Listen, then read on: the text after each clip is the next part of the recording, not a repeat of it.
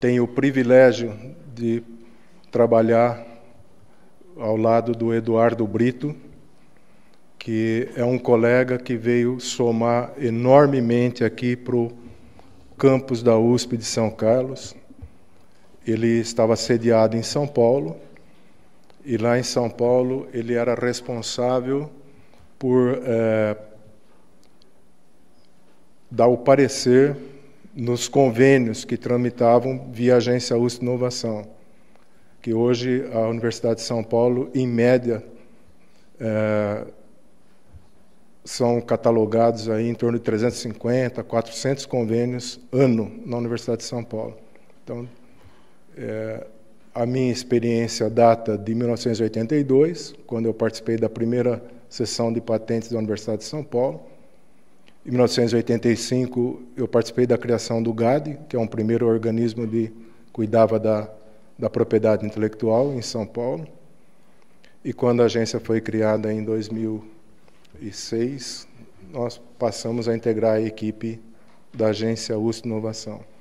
Queria registrar os agradecimentos pela gentileza da professora Solange, e mais uma vez está dando a oportunidade nós podermos divulgar os nossos trabalhos, quais foram os resultados que já foram alcançados, e abrir um diálogo com os senhores sobre essa questão da propriedade intelectual, né? O quão é importante e que valor nós agregamos à excelência dos resultados de pesquisas que os senhores produzem aqui dentro da academia. É um aspecto que nós reputamos da maior importância quando o Brasil respeita a propriedade intelectual internacional e os melhores resultados de pesquisa existentes no país, eles eram e são publicados, né, até recentemente, sem qualquer cuidado com a questão dos aspectos de propriedade intelectual. É lógico que as nações aí para fora estavam agradecendo enormemente o comportamento do brasileiro.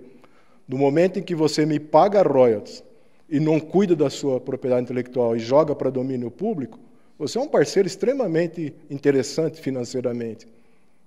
Se coloca num grau de subordinação. Vamos ver se a gente discute alguns temas aqui, e é um diálogo muito mais para a gente apresentar a agência, darmos aí um en passant pelos temas, e o fato é que os casos concretos que cada um dos senhores nos trazem tem uma especificidade incrível para cada caso. Mas ali no edifício Q5, no segundo pavimento, nós estaremos de portas abertas a recebê-los e tratar da proteção dos seus resultados, seja por patente, seja por registro de software, seja a questão envolvendo a questão dos direitos autorais. Nós trabalhamos equipe efetiva, eu e Eduardo Brito, e temos 3 estagiários, por sinal do ICMC. O Leandro, que está aqui com a gente, a Sandra e o Felipe. A Agência USP de Inovação, ela se coloca como missão a promoção e a utilização do conhecimento científico, tecnológico e cultural para o desenvolvimento dos negócios em inovação. Nessa abordagem, eu e Eduardo, nós elencamos alguns temas. A questão da propriedade intelectual, apresentar a questão da Agência de Inovação, tentarmos diferenciar o que é uma invenção, o que é uma inovação, abordarmos sobre o registro de software, o registro de patentes, e aí o Eduardo vai prosseguir numa fala mais diretamente ligada àquele acadêmico que também tem um espírito empreendedor. Então, abordar algumas linhas de apoio que existem para essa figura do empreendedorismo. Discorrendo sobre parceria de projetos de P&D, PIP-FAPESP, busca de anterioridades e os resultados que já obtivemos. Já colocamos a questão da missão da agência, reforçando que esse objetivo atinge diretamente aos interesses socioeconômicos do Estado de São Paulo e do país. Nós somos em 64 colaboradores, envolvendo funcionários fixos, estagiários e bolsistas. Nós estamos sediados no campi de São Paulo, São Carlos, Ribeirão Preto, Bauru, Pirassununga, Piracicaba, Lorena e Eache. E o nosso vínculo no organograma da reitoria da Universidade de São Paulo é diretamente com a Pro de pesquisa. Até recentemente era o professor Zago, que era o professor, o pró-reitor de pesquisa, que hoje é o nosso reitor. Eu acho que vale a pena nós, pelo menos, mencionarmos, né, uma diretriz, né, por que nós devemos cuidar do conjunto de aspectos que envolve esses resultados de pesquisa, né? Aí eu e o Eduardo nos lembramos desse pensamento que, do início do século XX, e ele foi referenciado para motivar a criação da FAPESP, em 1947. O pensamento do Lord Rutherford, um físico e químico, pai da física nuclear e Nobel da Química em 1908. A ciência está destinada a desempenhar um papel cada vez mais preponderante na produção industrial.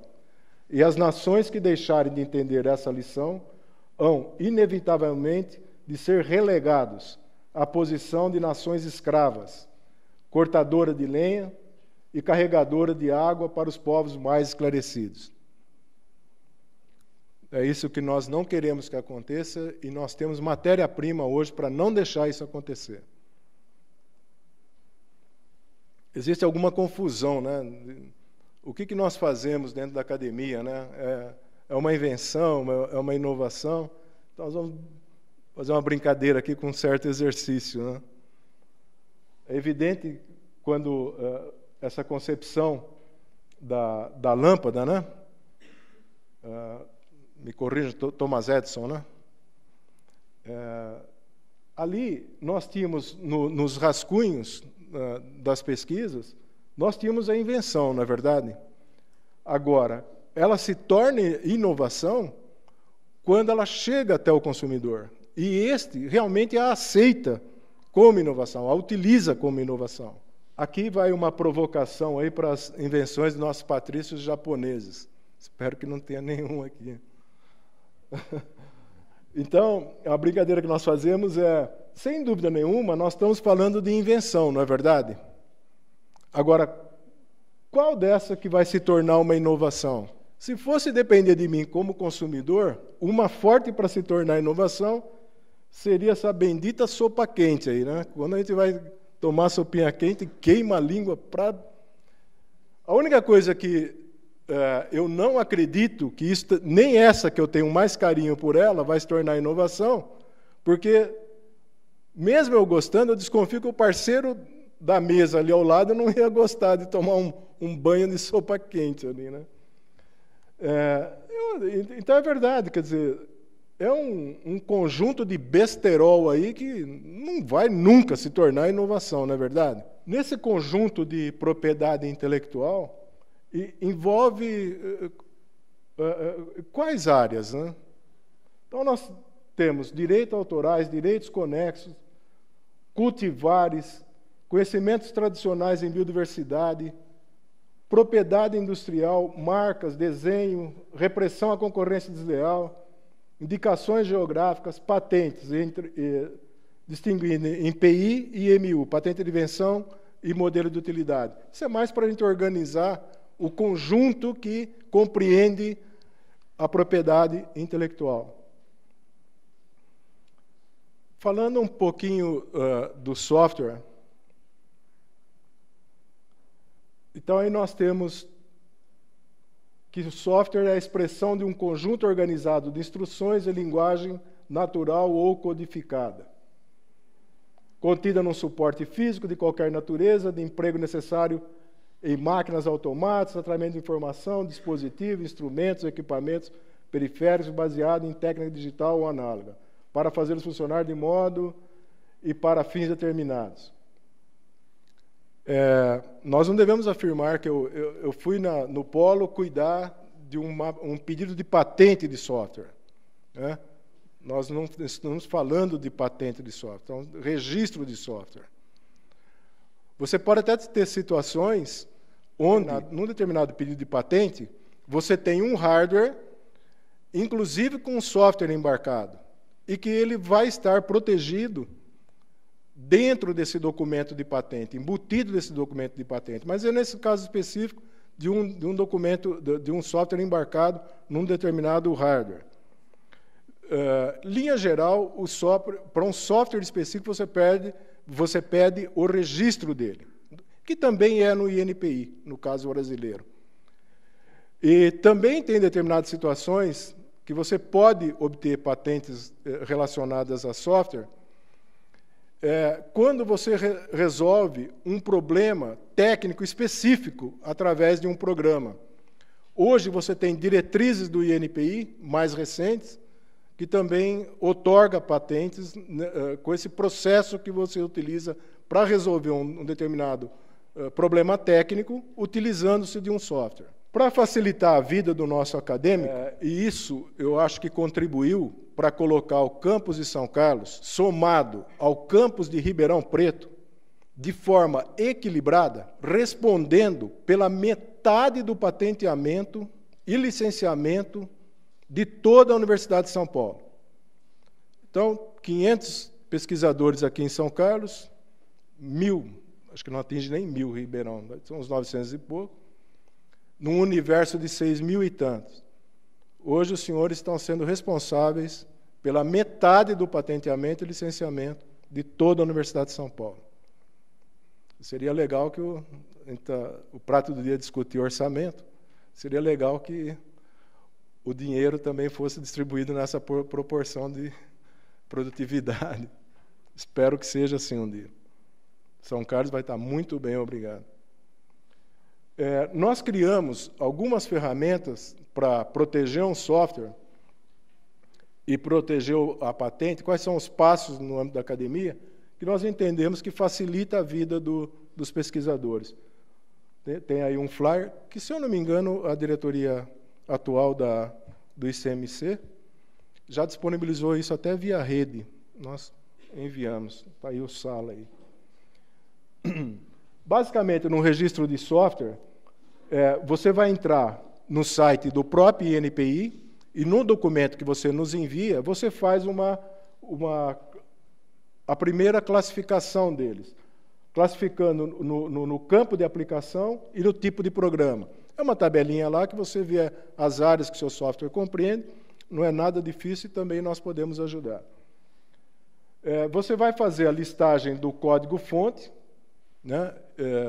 Que a única coisa que você pode suprimir ali, nossa, vai ficar tão extenso fazer a listagem do código todo. Você pode suprimir algumas entradas e saídas, mas o conteúdo geral dele tem que estar ali dentro, para amanhã, numa possível demanda judicial, ele está bem caracterizado na listagem do código-fonte. Também, se esse software foi desenvolvido fruto de algum aporte de agência de fomento, tem que estar lá o documento.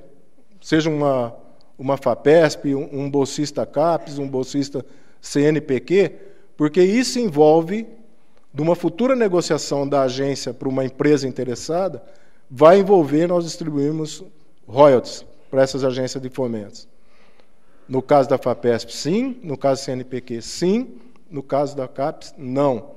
Mas nós temos que caracterizar no caso da CAPES também, porque amanhã pode vir um novo entendimento da CAPES, e nós já estamos lá pronto para mostrar quais foram as que tiveram relação com a CAPES. Um ofício ao diretor da unidade, tudo isso tem o modelo, a qualificação dos autores, justificativa do registro, né? Quais são as vantagens que tem em relação, um pequeno A4 ali, justificando quais são as vantagens que tem em relação aos outros que existem no mercado, e qual o potencial comercial, quais são as áreas que utilizariam isso, na área da saúde, das engenharias. Um memorial técnico, onde você lista a estrutura, a linguagem, o histórico, como é que se deu essa criação no âmbito lá do grupo de pesquisa, o que motivou isso, e a data da criação. As suas interfaces, e também pode, nesse memorial, mostrar alguns trechos do código-fonte, e a conclusão, mostrando o quão ele vai ser importante para a área que ele se destina, né? Essa CPF, RG. Outro aspecto que nós cuidamos é, efetivamente, do registro de patente. Então, hoje, para você registrar um pedido de patente, basicamente você tem que cumprir 3 requisitos de patenteabilidade e uma condição. Na questão do requisito novidade, o que eu fiz, o resultado de minha pesquisa, não está compreendido no estado da técnica atual, onde eu já consultei periódicos especializados, o que eu fiz não está compreendido dentro desse estado da técnica. E aí o Eduardo vai abordar um tema com vocês, que é a busca de anterioridades, tomar um cuidado com relação a isso, de fazer as buscas na base nacional, as bases internacionais, utilizando uma ferramenta, um tutorial que a própria agência criou, formatado aqui em São Carlos, com o apoio da Biblioteca da Matemática, da Física, da Química, que se tornou uma ferramenta que facilita essa busca de anterioridade. Então, novidade. O que eu fiz não está compreendido no estado da técnica. Atividade inventiva. Além do que eu fiz não estar compreendido no estado da técnica, não é uma decorrência óbvia. Eu coloquei mais um botãozinho ali no hardware, o código-fonte tem mais uma ou duas funçõezinhas ali, que está embarcado nesse hardware. Então, atividade inventiva. Não pode ser uma decorrência óbvia do estado da técnica para o técnico da área. Então, tem que ser novo em relação ao estado da técnica, não é decorrência óbvia.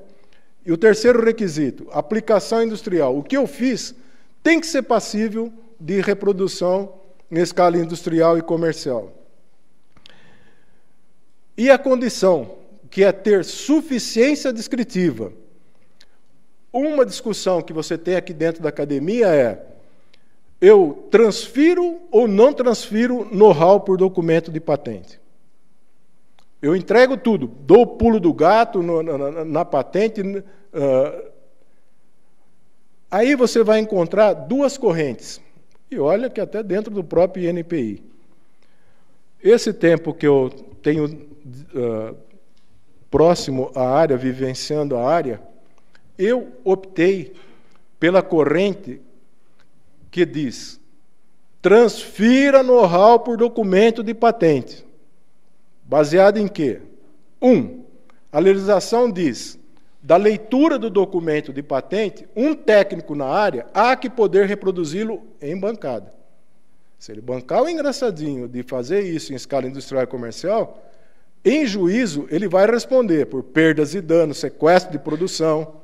Então, eu tenho a escritura do meu apartamento, eu tenho a escritura do meu invento. E lá está bem dito que é latitude e longitude, enfim, vizinho da direita, vizinho da esquerda, confrontando na parte de trás, da frente com a rua. Essa mesma corrente que diz: não, tem que dar o pulo do gato, não respeita a legislação. Essa própria corrente, de forma incoerente, ele coloca: o negócio não é nem pesquisar, é ler o documento de patente e furar o documento de patente naqueles pontos omissos. Se a minha não tem pontos omissos, você vai furar como? Não tem. As primeiras patentes americanas, eles continham o pulo do gato, vários pulos do gato. Aí a literatura diz que as patentes japonesas, observando pontos de omissões nas patentes americanas, para cada uma patente americana ali naquela área, eles colocaram 10 nos pontos de omissões. A própria agência hoje exige que tenha suficiência descritiva. Ela cumpre a lei nacional. Também montamos um flyer facilitando a vida para remeter lá para o pesquisador. O relatório descritivo, você tem o título, uma breve descrição técnica do pedido e qual é a aplicação industrial. Isso é a legislação. Descrever o estado da técnica, que o Eduardo vai abordar a questão da busca de anterioridades, e até facilita você, na hora de descrever o quarto ponto, que é a descrição detalhada, é entregar know-how por documento de patente, você pode até fazer de forma comparativa, enquanto o estado da... fazer até tabelas, fluxograma 1 do estado da técnica, fluxograma 2 do presente invento, onde você mostra as diferenças entre um e outro. Você agregou novas funções lá que me resultam em dados mais confiáveis. Então, se você tem dados mais confiáveis, então eu não pertenço àquele estado da técnica arcaico, que não tinha dados tão confiáveis. Breve descrição, o título. O título, eu devo ler o título e já saber do que se trata a invenção, de qual a área que ele se destina. As comparações, já disse, as reivindicações, esse daí é a parte mais chatinha e é o coração da carta patente, que são as reivindicações. Você tem a independente, dependentes, dependentes múltiplas. Na independente, você descreve seu invento de forma geral, nele o todo, e depois nas dependentes, você vai amarrando nas reivindicações detalhes que estão contidos naquela primeira reivindicação, de forma que você não deixa furo para um segundo poder proteger em cima daqueles elementos que você não reivindicou, ele possa pedir uma segunda patente. Porque se não tiver no estado da técnica, ele tem direito de pedir nesses pontos de omissões. Então, as reivindicações cuidam disso. Não é o nosso objetivo aqui entrar, e nem tempo hábil para isso, para entrar em casos específicos, mas, como eu disse, nós estamos sediados ali no Q5 e será um prazer receber os senhores com seus casos específicos, seja na proteção do software, seja para assessorá-los na formatação de um convênio de P&D, que o Eduardo vai colocar tudo isso agora. Inclusive, hoje, o Polo São Carlos, na pessoa do Eduardo Brito e da minha pessoa, nós estamos integrando o GT de convênios, que é capitaneado pela doutora Maria Paula Dallari. Hoje ela é ligada direto ao gabinete do reitor e assessora diretamente ao reitor. E essa é uma ferramenta para os funcionários que trabalham na seção de convênios e também para os pesquisadores, que os senhores vão ver o quanto vai agilizar essa questão da parceria universidade-empresa, onde vai nascer um novo portal com minutas pré-aprovadas, possível delegação de competências aos diretores, hoje o reitor assinando convênios. Então, vem boas novidades aí. Eu e Eduardo fazemos parte desse GT formalmente e temos contado com o maior apoio aí nas indicações da seção de convênios da matemática, da física. O piloto vai ser instalado aqui em São Carlos, desse novo portal. Será um prazer recebê-los e tentar facilitar essa questão da propriedade intelectual, cuidarem desse aspecto, agregarem valor aos seus resultados de pesquisa e facilitar as suas vidas como essa parceria universidade-empresa. Para os alunos, também vem novidades aí por parte da agência, até de nós concluirmos a celebração de convênios com o Parque Tecnológico aqui de São Carlos, e vai ser instalado oficinas de empreendedorismo. Então, o polo vem bem pujante aqui no campus São Carlos, e nós ainda não estamos satisfeitos. Nós vamos continuar com essa pujança. Eduardo vai prosseguir. Obrigado.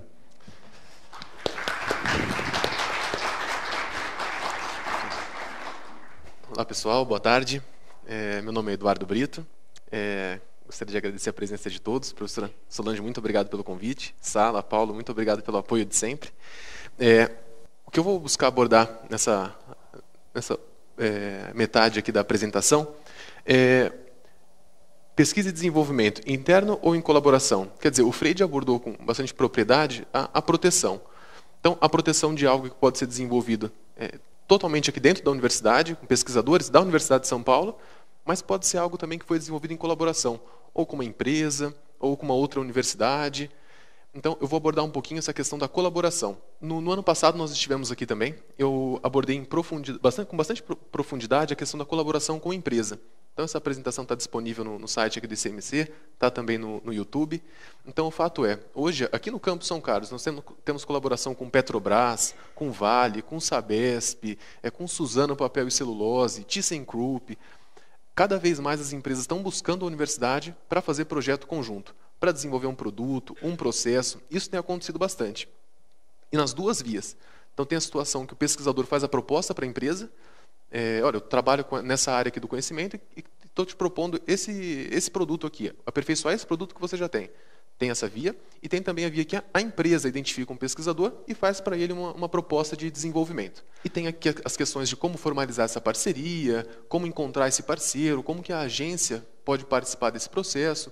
Tudo isso nós abordamos em profundidade naquela outra apresentação e que está disponível para vocês acessarem.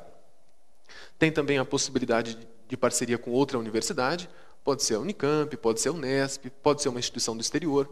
O fato é que todas essas colaborações têm que ser formalizadas. Isso é importantíssimo. Um instrumento assinado pelo reitor da Universidade de São Paulo. E o que eu vou abordar hoje com um pouquinho mais de profundidade é a questão da parceria, ter o apoio nesse projeto de pesquisa de uma agência de fomento. Então, tem oportunidades interessantíssimas hoje à disposição de vocês, e eu vou me esforçar bastante para sensibilizá-los nesse sentido. Um conjunto muito grande de alunos de graduação, de pós-graduação, tem nos procurado para conhecer um pouquinho mais sobre o PIP da FAPESP. Então, quer dizer, de repente vocês têm alguma ideia de projeto, querem desenvolver, querem empreender. Será que o aluno aqui da Universidade de São Paulo ele tem que pensar exclusivamente em ser empregado em alguma instituição, ou ele pode pensar em empregar as pessoas, quer dizer, ele ter a empresa dele? Acho que nós estamos preparados também para isso, para formar empreendedores. E o PIP FAPESP é uma excelente oportunidade. Então, é um programa que é para pequena empresa, para execução de pesquisa científica e tecnológica em pequenas empresas. Mas vocês veem que o limitante dela aqui, quer dizer, empresas de até 250 empregados. Isso permite que um conjunto muito grande de empresas participe. Então, tem um conjunto muito grande de alunos que nos procura para conhecer um pouco mais sobre essa linha de fomento, porque ele quer empreender, ele quer abrir a empresa dele. Só que ele sabe que existe um risco grande, então ele quer minimizar risco. Uma das formas de minimizar risco é não colocar dinheiro do seu bolso, quer dizer, você tem uma agência de fomento disponibilizando recursos para para você empreender. Em síntese, como que funciona esse programa FAPESP? Ela tem fase 1 e 2. Tem a fase 3 também, mas não envolve aplicação de recurso. A fase 1 é para comprovar a viabilidade técnica da ideia que vocês têm, e ela oferece até R$200 mil, não reembolsável. Então, o fato é que vocês submetem o projeto e executam, até R$200 mil ela pode repassar para vocês. Na fase 2, é para comprovar, é para desenvolver um protótipo, até R$1 milhão. Então, vocês podem ver que oportunidade excelente, assim, e cada vez mais os alunos têm nos procurado para conhecer um pouco mais. Tem aluno aqui da Universidade de São Paulo que já submeteu projeto para o PIP, teve aprovado, licenciou tecnologia desenvolvida aqui no Campus São Carlos e está hoje com empresa aberta aqui na cidade. Então, é prova de que isso dá certo, né? Com esse recurso, você pode comprar material de consumo, né? Reagentes, plásticos, vidraria, material permanente, máquinas, equipamentos, serviços de terceiros. Tem que observar o percentual desse valor que você pode usar para contratar serviços de terceiros, bolsa de pesquisa, bolsa do programa de capacitação técnica. Então, o fato é, para esse programa, tem que ter um líder, tem que ter um pesquisador responsável pelo projeto, e ele não precisa ter doutorado. Então, esse é um diferencial também. O grande conjunto de programas da FAPESP exige que o pesquisador responsável tenha doutorado. Esse não. Que é justamente para estimular que empresas de pequeno porte submetam propostas para esse programa. Itens não financiáveis, é importante que vocês observem também. Não pode aproveitar esse programa para construir um novo prédio lá na empresa ou para pagar salário para novos funcionários. Não é esse o escopo do programa. É para viabilizar a pesquisa dentro da instituição. E um ponto interessante também é a propriedade intelectual, como isso está relacionado a esse PIP FAPESP. Então, primeiro que vocês podem submeter, imagino que vocês decidam empreender, vocês podem submeter Primeiro que não precisa nem abrir a empresa para submeter. Vocês podem submeter e abrir a empresa num segundo momento, se for aprovado. O fato é que ela não vai depositar esse valor para vocês enquanto vocês não tiverem um CNPJ. Vocês podem submeter e fazer uma parceria com a universidade, um convênio de P&D para desenvolver parte do projeto? Sim. Então, um aluno tem a empresa, recebeu esse recurso e pode fazer uma parceria com algum pesquisador aqui da universidade para utilizar laboratório, infraestrutura. Isso pode acontecer. E o que for resultado desse projeto em colaboração ou com a FAPESP ou com a universidade, quem vai ser proprietário disso? Um ponto que vocês têm que observar bem é, se o pesquisador responsável pelo projeto, aquele que está submetendo, ele receber bolsa no âmbito desse projeto, a propriedade intelectual vai ser da FAPESP. Vocês podem, enquanto empresários, explorar isso comercialmente, mas a titularidade vai ser da FAPESP. Então, vale a pena, se vocês não pedirem bolsa, a titularidade é da empresa. Então, antes de submeter, vocês têm que refletir, olha, o quanto que vai ser importante para a empresa ter esse ativo lá no balanço patrimonial dela. Quer dizer, é um software, é um pedido de patente que é fundamental, que vai agregar valor. Tem muitas empresas que são compradas por grandes instituições por conta dos ativos que ela tem. Então, dos pedidos de patente, da marca, do software. Então, vale a pena fazer essa reflexão. Se vale a pena ou não pedir bolsa para o pesquisador responsável, considerando a titularidade da propriedade intelectual. Aqui data para submissão, ciclo 1, 2, 3, o 1 e o 2 já foram, o próximo agora é o de julho, né? E tem também um em outubro. A ideia de trazer um ponto que interessa aos empreendedores foi porque cada vez mais os alunos de graduação têm nos procurado, ou para proteger a marca da empresa que eles estão criando, ou para proteger o software que eles desenvolveram, entre eles alunos ali querem colocar isso no mercado. Então, aqui é um ponto que interessa para aqueles que têm o interesse de empreender. Mas o fato é que nos procurem, que tem diversos outros assuntos que, de repente, a gente pode orientá-los no sentido de incubadora, parque tecnológico, proteção da marca de vocês, como licenciar algo que vocês desenvolveram para outras empresas, desenvolver um modelo de negócio. A gente está super à disposição para dialogar com vocês. O case bacana que nós temos é no grupo de ótica da física, eles já deram origem a 34 novas empresas. Isso aí significa próximo de 1.000 empregos. Vocês podem ver o impacto que isso tem para a nossa sociedade, para o Estado, né? Além do empreendedorismo, tem também a questão de parceria com a empresa. Então, aqui nós temos um exemplo de parceria com a Gnatos e com a UEM. Um para desenvolver um iluminador bucal e o outro é um bisturi ultrassônico. Então, como vocês podem ver, não necessariamente o desenvolvimento tem que ser exclusivamente interno. Vocês quase que devem se relacionar com outras instituições, mas sempre se preocupar com a formalização disso. Um ponto muito importante, tanto para a pesquisa aqui interna quanto em colaboração, é a busca de anterioridades. Até o Freire colocou isso já, porque é um dos requisitos para a proteção, né? A busca de anterioridades é o quê? É você compreender se aquilo que você quer desenvolver já não está pronto. E tem estudos que falam que 70% da informação disponível só é possível ser acessada por meio das bases de patente. Então, embora vocês estejam super habituados a pesquisar nas bases de artigo, essas bases de patente são de fundamental importância. E existe no site da agência um tutorial. Como navegar pelo site da USPTO, da Darent, do INPI.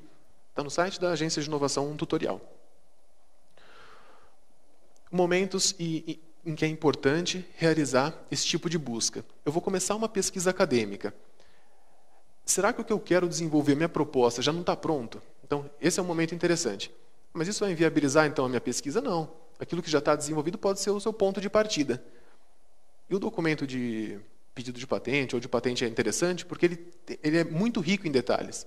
Então, vocês vão aprender bastante nessa busca, nessa área que vocês pretendem desenvolver um projeto. Projeto de P&D Universidade Empresa. Então, vem aqui uma empresa e propõe para vocês um projeto de P&D. Antes de iniciar esse projeto, é interessantíssimo que vocês façam essa busca. Imagine que, por coincidência, vocês trilhem um caminho que já foi trilhado por algum pesquisador e que está protegido hoje lá no INPI. A empresa pega isso com boa fé, ela pega isso que vocês desenvolveram, né, fruto da parceria, e coloca no mercado. Ela pode estar infringindo o direito de propriedade intelectual de alguém. Então, ela teve boa fé, mas o fato é que ela está colocando no mercado algo que já foi protegido. E ela pode ser acionada judicialmente. Então, sempre que tem parceria com a empresa, é interessante que se faça essa busca. E antes de proteger também, que é o terceiro ponto. Embora a busca tenha sido feita lá no começo da parceria, pode ser que nesse 1 ano, 2 anos, até 5 anos de projeto conjunto, é o limite máximo do convênio, pode ser que no decorrer desse tempo alguém também estava trabalhando nisso e protegeu. Então é interessante que se faça a busca antes e depois de encerrado o projeto de pesquisa.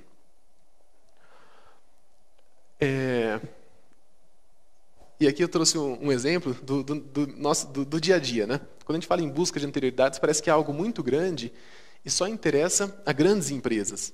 Mas não, no nosso dia a dia isso se aplica e chega a ser engraçado, né?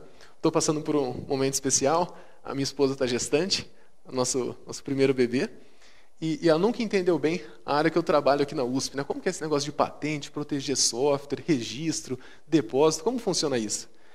E ela falou, Eduardo, estou com uma ideia fantástica aqui, que para a gestante receber massagem aqui tem que ficar de lado, não consegue deitar na posição que é mais fácil de bruço, né? Estou com uma ideia fantástica aqui, uma maca para gestante. Lá na sua área você não consegue ver se isso já está protegido, não está? Como que funciona, né? Eu falei, eu tenho um sentimento que isso aí é perigoso, já está... Não, Eduardo, isso aí eu tenho certeza que minha ideia foi inovadora aqui, né? Vamos buscar lá numa base de patente. E nós fizemos a busca e, de fato, isso está protegido em 2009. Maca especial para massagem em gestantes. Ela falou, não, Eduardo, tá bom que está protegido, mas eu duvido que isso aí já está no mercado. Isso aí deve ser alguém que protegeu e esqueceu, né? A gente encontrou até anúncio na internet já está à venda. Tem ali o espaço para grávida, para gestante ficar um pouco mais confortável, né? Poder deitar de bruço. Então, no nosso dia a dia, isso se aplica. A gente pode poupar tempo, recurso financeiro, conhecendo o que já existe, para não ficar reinventando a roda.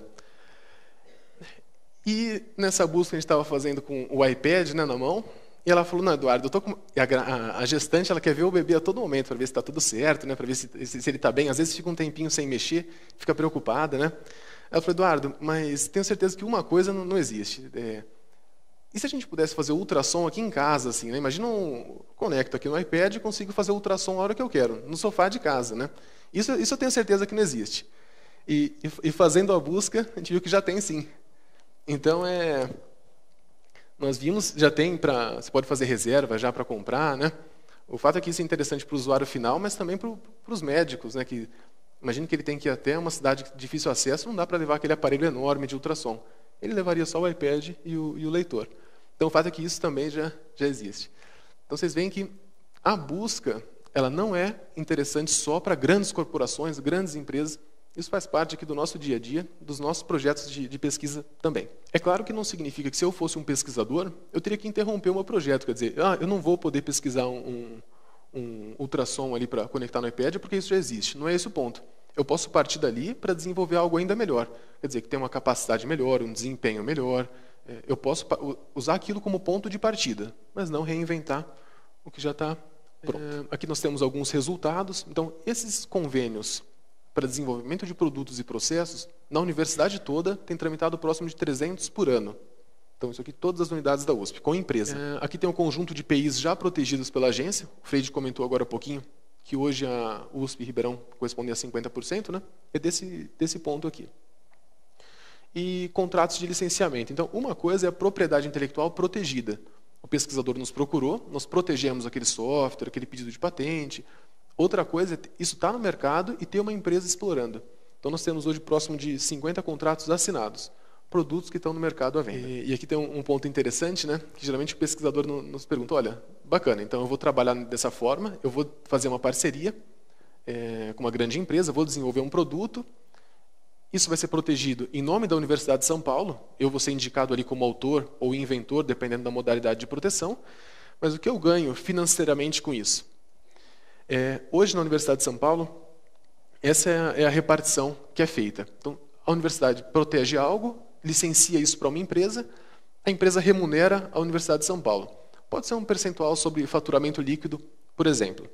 50% é entregue aos pesquisadores, eles dividem entre eles da forma como eles acordarem, em partes iguais, um pouco mais para um, menos para o outro, da parte como eles definirem. 40,5% para o departamento dos inventores, 4,5% para a unidade dos inventores e só 5% é que fica na reitoria. Então, vocês podem ver que 50, mais 40, mais 4,5% fica aqui em pesquisador, unidade, departamento. E só 5% é que fica na reitoria. Essa é a divisão que é feita hoje. Então, um ponto que a gente tem sempre buscado é como que nós podemos, por meio das nossas propriedades intelectuais, por meio das nossas atividades aqui na universidade, como que a gente consegue aumentar o impacto da USP na sociedade brasileira. Empregos. Será que a gente consegue, com essas tecnologias, deixar nossas empresas mais competitivas? Será que a gente consegue fomentar a criação de novas empresas? Isso vai impactar em emprego? Em relação à educação, será que nós temos condições? A agência de inovação, por exemplo, ela tem um curso de pós-graduação para gestão de projetos de inovação. Então, muitos empresários têm dificuldade de gerir ali um projeto de 1 milhão, R$1,5 milhão de reais, que foi aportado por FINEP, BNDES, FAPESP. Então, a agência oferece esse tipo de curso. Então, como impactar em educação para inovação. Terceiro, saúde. Então, projetos em colaboração, como eu mostrei aqui, desenvolver equipamentos para a saúde, novos medicamentos. Esse é um ponto que a gente tem se preocupado bastante. E a pergunta que eu deixo para reflexão é, em relação às soluções, demandas tecnológicas, será que atualmente a universidade ela tem mais a oferecer? Quer dizer, os nossos pesquisadores fazer propostas para essas empresas de desenvolvimento? Será que nós poderíamos fazer mais isso? Eu trabalho em determinada área, eu vou fazer uma proposta para aquela empresa ali para desenvolver um novo produto. Ou será que nós temos mais a receber? Quer dizer, eles é que tinham que ser mais proativos e nos procurar mais. Então, acho que isso é algo que a gente pode refletir um pouco. Eu já posso deixar a minha opinião, né, de que acho que as duas coisas são muito importantes que sejam estimuladas e que cresçam bastante. Tanto a universidade contactar mais as empresas, se mostrar mais interessada, quanto as empresas nos procurarem, nos contactarem mais. Acho que isso seria muito bacana. Bom, pessoal, é isso. Nós estamos super à disposição nos e-mails, fiquem à vontade para nos contactar e para perguntas agora também. In the European Union, every year, over 60,000 million euros are wasted on research and development of products and technologies that are already protected by patent law. That's the combined GDP of Croatia and Albania, the combined yearly revenues of Microsoft and Apple, or the equivalent of 50 large high-tech hospitals. What a waste of money! 4 million patents are in force worldwide.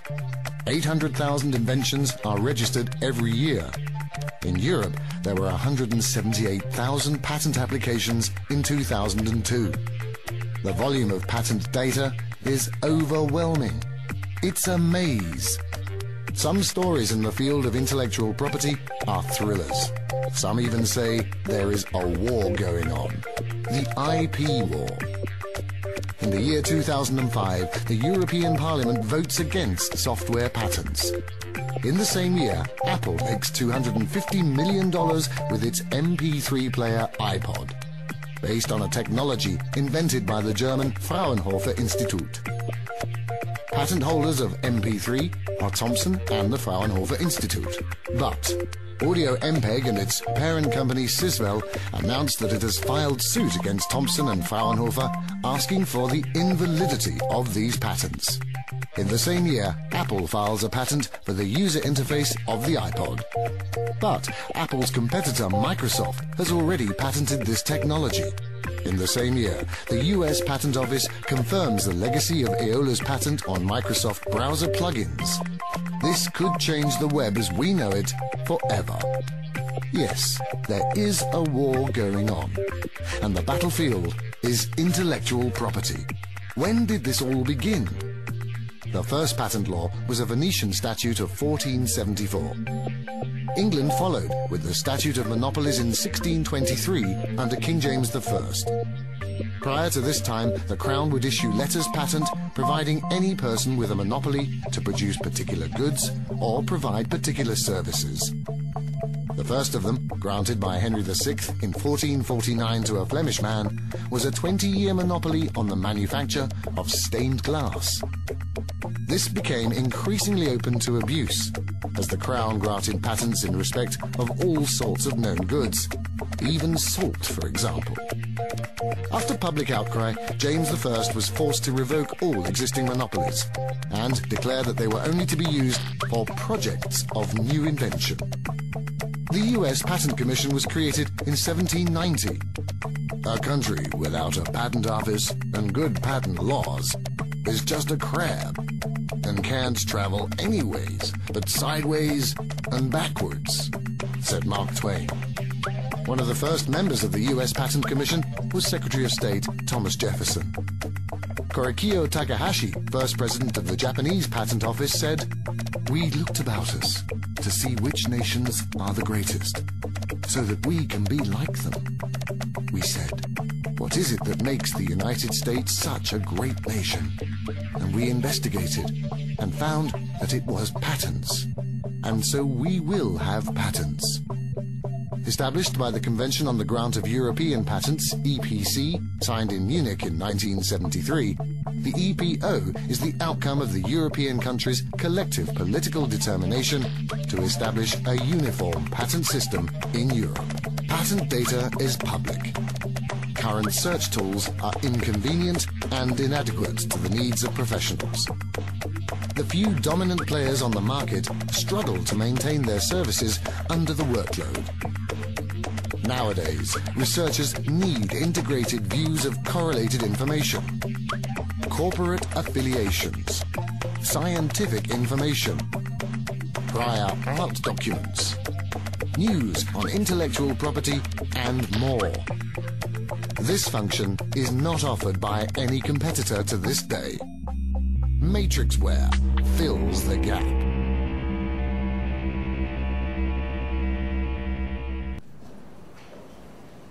Oi, meu nome é Sérgio. Queria perguntar para o Eduardo. Eduardo, existe alguma maneira de patentear só uma ideia, sem você ter o desenvolvimento do produto ou do protótipo? Bom, essa pergunta ela é respondida por aquele slide que o Freire mostrou, que tem 3 requisitos de patenteabilidade, né? Novidade, atividade inventiva, aplicação industrial, e um requisito que é a suficiência descritiva. Então, o fato é que quando você vai para o depósito, você tem que descrever em detalhes o seu invento. Então, que material que foi usado, qual que é o tamanho dele, o desempenho, assim, que com uma riqueza tão grande de detalhes que a ideia não é o suficiente. Então, de um lado, assim, você não precisa ter um protótipo pronto para proteger. Isso é verdade. Mas, do outro lado, se você tiver só uma ideia, você não vai conseguir ter suficiência descritiva. Entendi. Mas mesmo no caso de um software, quando você fala em aplicação industrial, seria uma aplicação comercial mesmo, sim? Sim. Na verdade, esse requisito de aplicação industrial é para os pedidos de patente. Tá? O software ele vai ser registrado, né? E o que você precisa apresentar é o código-fonte completo.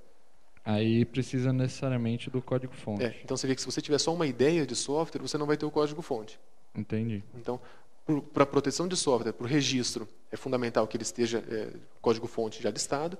E para um pedido de patente, como é preciso um número muito grande de detalhes, se for só uma ideia, você não consegue partir para a proteção. Entendi. Tá bom. Obrigado. Viu? Meu nome é Tamires, eu queria perguntar para o Eduardo também em relação ao PIP. Por exemplo, na empresa que eu trabalho, a gente tem um PIP. A minha dúvida é, como você comentou, das bolsas. Por exemplo, a gente tem aquela questão da bolsa para os estudantes doutorando, para os mestrandos e doutorandos, e para o coordenador do projeto. A minha dúvida é, a partir do momento que a gente pede essas bolsas, que a gente tem a concessão dessas bolsas, a propriedade intelectual, todo o direito, a patente do que a gente está desenvolvendo, fica com a FAPESP, e aí quando a gente, por exemplo, a gente tem uma equipe que é suficiente para desenvolver aquilo, não vou precisar de nenhum mestrando ou doutorando. Aí eu não peço a bolsa, a propriedade fica comigo? Com a empresa? Isso. Bom, vamos lá. Quando a empresa ela pede bolsa para o pesquisador responsável pelo projeto, pesquisador principal, quando ela pede essa bolsa, a titularidade da propriedade intelectual vai ser da FAPESP. Então, imagina que surgiu um pedido de patente. Ele vai ser depositado e no campo dos titulares será a FAPESP. Mas ela permite que a sua empresa coloque esse produto no mercado. Então, você pode explorar, mas o fato é que ela será a titular. Tá? De um outro lado, se num projeto o pesquisador responsável não recebe bolsa, a empresa ela vai poder proteger as propriedades intelectuais em nome dela, empresa. Então, em uma situação, a FAPESP vai ser a titular. Na outra situação, a empresa é que vai ser a titular. O que diferencia é se esse pesquisador responsável recebe bolsa ou não. Isso, eu até achava bastante estranho, né? Por que a FAPESP, se uma empresa está começando, é muito interessante que ela tenha um ativo, isso agrega valor para a empresa. Então eu achava estranho, por que a FAPESP requer a titularidade? E eu tive a oportunidade de fazer essa pergunta para um colaborador da FAPESP. E ele disse que é justamente nessa ideia de, quer dizer, se a FAPESP está bancando o desenvolvimento, inclusive a bolsa do pesquisador responsável, nada mais justo que esse empregador, entre aspas, né, seja o titular. Baseado, sim, nesse conceito, professora. Bom, eu sou o Newton. Primeiramente, parabéns pela apresentação, muito clara. A minha dúvida era no seguinte: dado que já tem um registro de software ou uma patente no âmbito nacional, qual seria a maior dificuldade para levar isso para o âmbito internacional, ou pelo menos em outro país? Tá. Você se refere a algo que está protegido em seu nome, ou você diz da Universidade de São Paulo? Por exemplo, no nome da universidade, por exemplo. Tá. Hoje, próximo de 10% do nosso portfólio está protegido também no exterior. Mas o principal limitante, eu diria que é custo. Acho que esse é um primeiro ponto. Enquanto aqui um pedido de patente, ele, ao longo de 20 anos, vai custar em torno de R$20 mil, então se você somar uma taxa aqui e a outra ali, somar tudo isso ao longo de 20 anos, R$20 mil. Uma proteção lá fora em um ano pode ficar em R$100 mil. Então, o custo. Então, qual é o procedimento da universidade? O primeiro ponto é ver se tem uma empresa interessada em explorar aquilo que foi protegido só aqui no Brasil. Tá? Se tiver alguma empresa interessada em explorar isso comercialmente, a universidade protege em outro país, mas a empresa é responsável pelos custos. Então, como ela vai estar explorando e vai estar ganhando dinheiro com aquilo, ela se sente até, entre aspas, contente, né, de pagar, porque ela está sendo remunerada. Então, geralmente, a empresa arca com os custos. Mas tem algumas exceções, quer dizer, é algo bastante interessante, está nítido o potencial mercadológico daquela API, e nós não temos uma empresa parceira ainda. A universidade ela tem recurso próprio para proteger, tem que fazer um bom arrazoado, né? E também a FAPESP tem uma linha de um programa específico para estimular as universidades a proteger, para apoiar a proteger no exterior. Então a FAPESP apoia também a universidade. Mas o custo é o principal limitante, assim, né? Obrigado. Por nada. Meu nome é Álvaro e eu queria saber se para eu conseguir o PIP eu tenho que ter uma patente. Não. Eu posso conseguir um investimento, ter um produto similar no mercado, já patenteado, se eu desenvolver alguma coisa similar, às vezes até melhor, eu consigo o investimento da FAPESP. Que tenha pesquisa. Se não for caracterizado pesquisa na descrição do projeto, sem chance de você receber o apoio da FAPESP. Porque no processo do PIP, você submete um pedido, tem fase 1, 2 e 3. E a primeira análise, que é feita por 2 assessores, depois em reunião presencial, é um processo bastante rigoroso, até mais rigoroso do que a avaliação de um projeto de pesquisa. O ponto central da análise envolve pesquisa nessa inovação, ou seja, se tem só desenvolvimento, não tem chance de receber apoio do PIP. Sobre ter ou não patentes, não é necessário você ter uma patente. Tem um caso aqui de São Carlos que o aluno não tinha e licenciou um pedido que nós tínhamos aqui da Universidade de São Paulo. Ele assinou o contrato de licença. Então, não é necessário ter um pedido. Meu nome é João, sou do CMC. Uma pergunta sobre 2 temas, sobre o domínio público e sobre o período de graça, né? Porque os alunos, os docentes, eles têm que fazer as suas publicações, né? E isso é feito durante a pesquisa, você não tem ainda o produto para requerer a patente, na verdade. Então, o período de graça no Brasil e no exterior, que período é esse? Qual o tempo? E o que entende-se como colocar em domínio público ou não? Quais o nível de informação que você coloca num paper, por exemplo? Perfeito. Essa pergunta pode ser respondida em 2 perspectivas, né? Em relação a software. Software está ligado a direito autoral e não há o que se observar em relação a período de graça. Você pode publicar, aquilo pode ter sido publicado 1, 2, 3 vezes há 5 anos atrás. Você pode registrar o software, porque está vinculado a uma legislação própria de direito autoral. Pedido de patente está ligado a uma outra legislação e existe esse período de graça. Então, qual que é a situação ideal? Você desenvolveu algo e está pensando em proteção, em propriedade intelectual, não realizar qualquer publicação, porque você vai ferir um dos critérios de patenteabilidade, que é a novidade. Isso quebraria a novidade uma publicação em qualquer país do mundo, em qualquer meio de comunicação, você quebraria a novidade. Mas ele não cai em domínio público de imediato. Se você, por descuido, fez uma publicação, você tem 12 meses para efetuar a proteção. Em todos os países, não. Alguns países têm essa opção. O Brasil tem, Estados Unidos tem, alguns países da Europa não têm. Então, o cenário ideal, desenvolver uma solução, protege, depois publica os artigos. Sempre a proteção primeiro. Dá para conciliar publicação e proteção por meio de patente? Sim. Primeiro, depósito da patente, depois as publicações. Houve um descuido, houve uma publicação. Você tem 12 meses para correr e efetuar essa proteção. É o chamado período de graça, esses 12 meses. Decorrido esses 12 meses, está em domínio público. Não é possível mais fazer a proteção. Então, tem situações, imagina o seguinte, né? Foi desenvolvida aqui uma solução, um mercado muito interessante é a Inglaterra. Só que o nosso pedido foi depositado no período de graça. Então, vem uma empresa aqui, ela quer explorar isso comercialmente, mas aí nós temos que dizer para ela que, como foi usado o período de graça, quer dizer, esses 12 meses, não vai ser possível fazer uma extensão para aquele país. Então, ela pode se sentir desinteressada. Quer dizer, olha, aquele era o meu principal mercado. Então, como não é possível fazer essa extensão lá para a Inglaterra, eu não vou licenciar esse pedido de patente.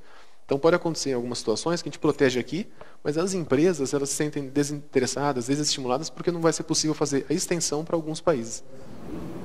A primeira coisa que ele pergunta é, houve publicação? Vocês utilizaram o período de graça? Utilizamos. Eu já paro a negociação.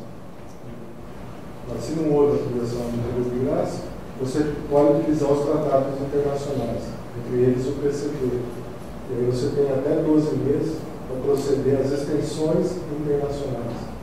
Porque a patente é sempre territorial. Você tem que respeitar a legislação daquele país, daquele outro país. São legislações próprias.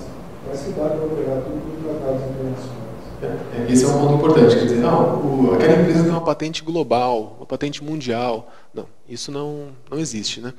A proteção é por território, é por país. Então, proteger no Brasil, posso fazer uma extensão para um outro país, mas não existe uma proteção global, mundial. A caso que você tem patente brasileira, patente americana e é negada na Alemanha. Porque as legislações são diferentes. E isso é interessante até comentar, porque às vezes sai na mídia. Quer dizer, tal país protegeu o açaí. Nossa, o Brasil marcou bobeira, por que não protegeu antes, né? A nossa legislação não permite isso. E a maioria de um conjunto grande de países também não permite. Quer dizer, isso está pontuado específico na lei. Isso é uma descoberta, quer dizer, uma nova planta, um novo animal, parte de um animal, você não pode proteger isso aqui. Mas existem países aí que permitem essa proteção. Então, é uma lei específica de um país. De pós-graduação que disponibiliza a sua tese no banco de teses da USP. Porque aí se ele disponibilizou na íntegra, eles já estão usando o período de graça. E aí tem aquela possibilidade, né, de fazer uma disponibilização da tese no banco de teses, retirando a essência e com uma informação ali de que aquela parte da tese não foi divulgada em função de uma solicitação de patente. Isso. E um receio que a gente sempre tem, né, é que a partir do momento que você fez qualquer publicação, não foi num pôster, ou não, mas foi só um título, né? O fato... Tem um conjunto grande de informações. Mas o fato é que você passa sempre a ficar na mão do analista do INPI. Então pode ser que ele, no parecer dele, ele diga, olha, eu, analista do INPI, compreendo que sim, que foi revelado aqui o conceito inventivo. Então, o nosso receio é sempre esse, mas existem saídas para minimizar esse risco. É que não tem como, né? Porque hoje, se o aluno pós-graduação faz uma publicação na computação, ele não vai nem para a defesa. O ideal seria, o cenário ideal... Então, aí ele não pode defender e não pode fazer, né? Então, o cenário ideal seria conciliar, né? Identificar, durante o estudo dele aqui, o momento ideal para fazer a proteção, e ele estaria livre para pôr no portal. Esses dois relatórios têm que caminhar junto um dia, gente. Essa curvinha tem que ser vou agir por data textual, sigilo. Até quando? Até o dia que eu depositei. Porque depois eu faço a publicação. Uma proteção de software hoje demora 30 dias, quer dizer, um prazo razoável. E aí, aproveitando a questão da proteção de software, né? Hoje, no LACS, que é o currículo aceito universal da USP, né? Oficialmente da USP, já tem lá campo explícito, né? Se você tem software patenteado ou patenteado ou registrado. Área para patentes, para softwares. um software ou uma ideia do software ser patenteado. Você poderia dar algum exemplo desse caso específico? Você tem certas situações, através de um determinado programa de computador, você resolve um problema técnico. Né? Você consegue, através desse software, você consegue fazer a mudança de marchas do seu carro de forma automática. Ele consegue, na área de telecomunicações, se você consegue resolver um determinado problema técnico, utilizando o software, ele entende que você cumpriu aqueles requisitos de patentabilidade. Se há uma solução técnica para um determinado problema. Ou quando ele está embarcado também no hardware. Vocês não são da computação, mas se eu inventasse um algoritmo de ordenação novo, o Quicksorte, não existia, eu acabei de inventar, eu poderia patentear o Quicksorte? O algoritmo por si, somente, ele não é patenteável. Né? Mas resolver uma solução técnica através de algoritmos, sim, em caso de patenteamento, envolvendo a utilização de algoritmos. E aí, para cada caso específico, a gente faz um estudo, ver como é que está sendo, qual está sendo o entendimento que ele tem naquela área, as proteções que ele vem concedendo, né? Então, para cada caso específico, é um estudo da nossa parte também. Mas nesse caso, seria patente ou seria registro só? Um não se superpõe ao outro. Se eu for fazer uma patente lá, o problema de você embarcar um software de uma determinada patente é que você não, por exemplo, vai listar o código-fonte. Quando muito, você vai listar as funcionalidades daquele software. Então, para você caracterizar esse juízo, é meio complicado. Né? O meu software tem essa funcionalidade, o dele também tem. Agora, espera, além de eu patentear esse algo envolvendo o software, eu também fiz o registro do software. Então, a lei diz que uma providência de proteção não se superpõe ao outro. Se eu sou interessado, o que eu faço? As duas coisas. Você falou que o registro de software demora em torno de um mês. E a patente, quanto demora? Então, esse um mês é a providência nossa administrativa. Quer dizer, vocês entregam aquele conjunto de documentos, tem a abertura de processo, tem a organização dos documentos, entrega no INPI. Pela nossa experiência, 30, 45 dias administrativamente. O pedido de patente, ele não tem só uma listagem de código-fonte, tem que criar um relatório descritivo, desenvolver, então ele dá um pouquinho mais de trabalho, busca de anterioridades, então tem demorado por volta de 2 meses, 2, 3 meses. Meu nome é Gláucia, eu sou da biblioteca, até liguei hoje pela manhã, conversei com o Eduardo, eu queria saber, sair um pouco da questão da patente e focar na questão da pesquisa. No direito autoral, se a pessoa tem uma publicação, assim como tem, eu queria saber se na universidade tem uma resolução, algo parecido, que seja tão objetivo como a 3428 de 88, se não me engano, que fala de patente, que dá a questão da titularidade e propriedade intelectual, que, por analogia, já foi feito vários pareceres a respeito de teses e dissertações, de publicações, em geral, que eles utilizam da mesma maneira. A titularidade da propriedade intelectual ainda usa a mesma proporção que está naquela resolução, que foi a que você apresentou, 50% do pesquisador, do autor, né, ou dos autores responsáveis. Então, no caso de aluno, não é professor, porque o professor está aqui dentro, mas o aluno que também fez uso das ferramentas, dos recursos da universidade, tem uma tese, a partir de 2007, isso já está claro que podemos disponibilizar em qualquer momento a tese. Anterior a isso, foi feito um parecer sobre essa possibilidade, que a própria Procuradoria-Geral da Universidade deu um parecer favorável, mesmo sem a autorização do autor, do aluno, no caso, né, por ter sido feito na universidade. E, coincidentemente, ontem eu recebi um questionamento de uma aluna que gostaria de passar o projeto que ela está desenvolvendo aqui na universidade para uma empresa. E, dentre as cláusulas da empresa, passa, inclusive, toda a questão de comércio, o que vira de publicação, de artigo, qualquer coisa, tem que ter o nome da empresa também. Isso é possível. existe uma resolução, alguma legislação que seja direta e não os pareceres em geral que você falam muito bem sobre isso, que seja bem objetivo nesse ponto?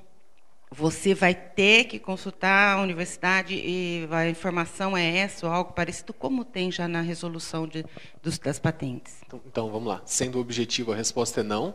Nós não temos uma resolução específica sobre direito autoral. Esse é o primeiro ponto. O segundo ponto, nós estamos...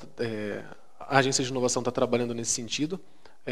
A resolução, como você disse, é de 88. Então, está bastante ultrapassada em relação à Lei de Inovação, que é de 2004. Então, foi elaborada, em conjunto com a doutora Maria Paula Dallari também, uma nova resolução que aborda um conjunto maior de pontos do que aquela de 88. E ela já foi aprovada pela Procuradoria-Geral e o último passo que eu vi, ela estava na Secretaria-Geral da Universidade. Então, o fato é que está bem adiantada a tramitação. Ela contém pontos, né, que não estão indicados lá naquela de 88. Em relação, como nós fazemos hoje, então, se não há uma resolução específica para direito autoral, como que isso é tratado hoje? Cada caso concreto vai para a Procuradoria-Geral.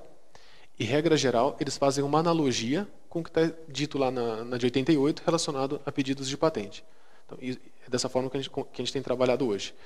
Em relação à submissão de projetos para apresentações para portais de inovação, a Natura tem um portal de inovação que é bastante interessante, a BRF tem um portal também. Algumas empresas têm iniciativa desse tipo. E cada uma delas tem um regulamento. Então, olha, o que você está submetendo aqui, eu tenho tais e tais direitos sobre isso. Regra geral, a empresa não requer os direitos sobre aquilo que você está desenvolvendo. O que ela vai ter ali é a opção de desenvolver algo ou não em colaboração com você, né? Essa regra geral é o que eles colocam. Mas o que a gente costuma fazer também é, o pesquisador imprime esse regulamento e dialoga com a gente lá no polo da Agência de Inovação. E a gente pode dizer, olha, me parece que não é uma boa participar desse projeto aqui. Eles estão fazendo uma exigência aqui que é arbitrária, é desproporcional. E alguma exigência pode ser até ilegal, considerando as nossas normas aqui da universidade, né? Imagine que está explicitado lá de que, olha, a partir do momento que for postado lá no portal da empresa, a empresa pode explorar isso comercialmente. Não pode, não é isso que está dito lá na 10973, que é a Lei de Inovação. Então, seria muito bacana a gente dialogar em conjunto, né, na Agência de Inovação. Bom, acho que foram esses pontos. Em relação à aluna, a resolução de 88, ela diz que o docente pode figurar como inventor, né? Mas o fato é que também, por analogia, a gente tem um conjunto grande já, inclusive aqui de São Carlos, de pareceres, é só o técnico de laboratório que desenvolveu, então ele é o único autor, o único inventor daquela proteção. Tem casos que é o aluno, ele é o único autor ou inventor. É claro que tem que ficar caracterizado que, de fato, ele fez aquilo sozinho, né? Quer dizer, se é um aluno que estava com um orientador, como que ele desenvolveu? Não, mas está fora da linha dele de doutorado, quer dizer. Então tem que ficar isso bem caracterizado. Mas a Procuradoria tem aplicado analogia para os casos não explícitos lá na resolução de 88. Boa tarde. Quero falar sobre os free software, porque você só falou sobre a proteção dos softwares, mas sei que em França, por exemplo, há muitos pesquisadores que participam ao desenvolvimento de free software, ou que criam, ou que participam à criação de free software. Então, queria saber se cá no Brasil existe casos de pesquisadores que fazem free software. Tá? Bom, se eu compreendia sobre a questão do pesquisador aqui da universidade e da formalidade em relação à proteção, ao desenvolvimento, como formalizar isso da maneira adequada? Não, porque você só falou sobre a proteção do software. Mas, a proteção do software. Software, perfeito. Uhum. E isso então...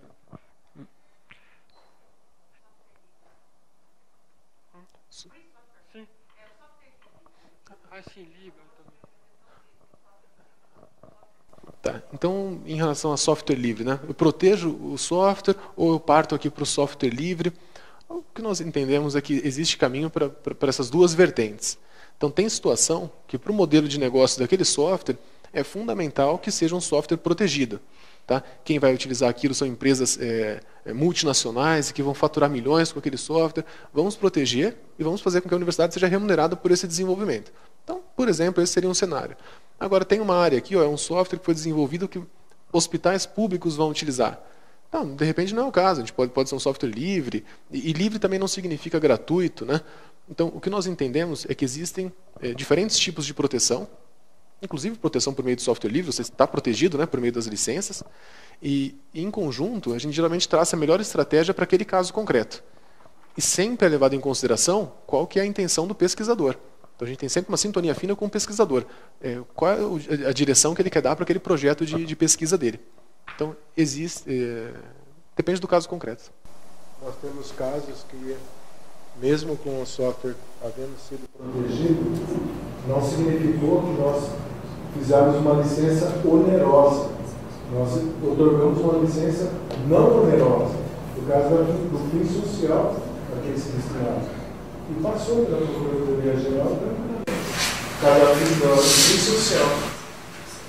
E eles estavam protegidos. Acho que se tiver mais alguma pergunta, alguma questão, pode ser aqui na conversão um pouquinho. Gostaria de convidá-los a agradecer mais uma vez o Frei Eduardo.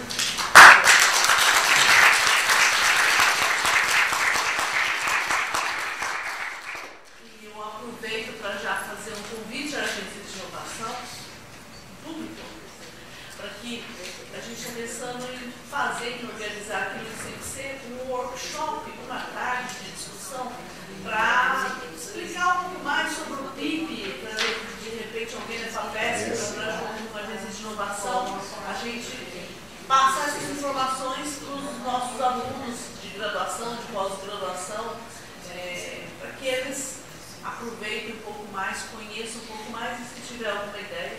Nós já temos no ICMC alguns alunos que estão com financiamento do PIP para apoio ao desenvolvimento.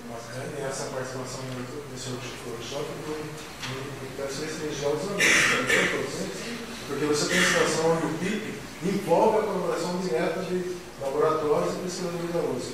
E aí, ato simultâneo, a submissão do PIP, você deve estar submetendo também no âmbito da universidade um convênio de P&D. Porque, senão, o que vai ocorrer, só de citar que tem a participação de um pesquisador, que está envolvido nisso, a FAPESP até aprova, mas não libera, enquanto ela não vê o convênio de P&D assinado. Entre a empresa e a universidade em que o pesquisador está trabalhando, né? É isso mesmo. Mesmo caso de consultoria. Consultoria não, mas exige uma declaração. Uma declaração específica que também nós podemos conciliar nos modelos.